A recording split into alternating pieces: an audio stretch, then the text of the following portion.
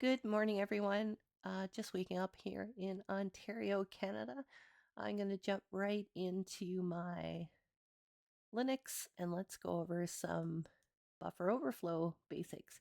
So this week I'm just teaching at the Cyber Cossack School just what a buffer overflow is, and I actually get to take them to get some system shells this week. But first, we need to have a good overview of what a buffer overflow is. So let's jump into our terminal here.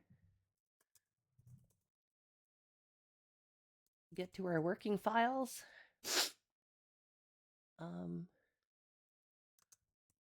Now,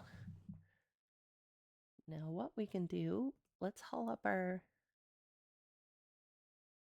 first file we're going to be working on. This one is just to demonstrate how a buffer overflow works without actually taking over the program to get system shell. The last lessons we learned were just finding things on the stack, how a stack operates, and now we're getting into the exploitation side of things. So what we have here, we have an 8-bit or 8-byte buffer right here. This character pointer overflow, of course, has a much longer string than that buffer can handle, of course. This is like 25 bytes. Just a print function just saying copying string in a buffer. The next is strcpy. Strcpy is a vulnerable function that doesn't do balance checking. So it's copying this overflow into the buffer, which will cause a buffer overflow.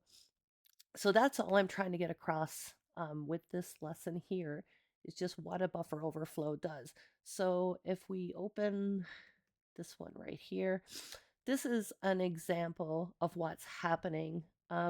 So this is the strcpy overflow demo, and what's happening, we're copying, this string is too long for a buffer, definitely for the 8-bit buffer. That's what's happening with the strcpy function, and of course it doesn't do balance checking, so it can overwrite adjacent memory.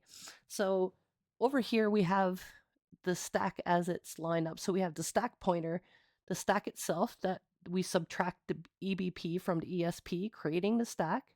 We have our base pointer here. We have a return address that returns the libc main, and we have